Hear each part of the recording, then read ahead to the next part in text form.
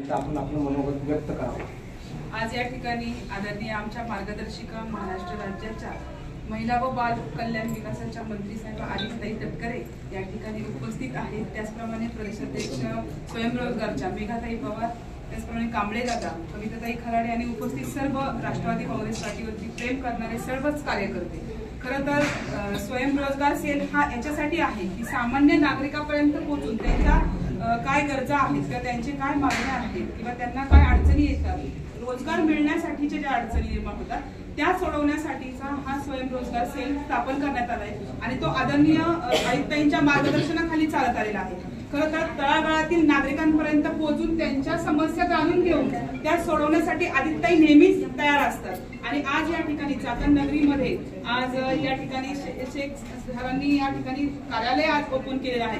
खरं तर कार्यालय म्हणजे कार्यालय जरी असलं तरी 24 तास नागरिकांसाठी त्यांच्या समस्या जाणून घेण्यासाठी हे कार्यालयाची स्थापना झालेली आहे। आज आदित्यताईंच्या हस्ते आज या कार्यालयाचं उद्घाटन झालंय। मी पहिल्यांदा आदित्यताईंचे मनपूर्वक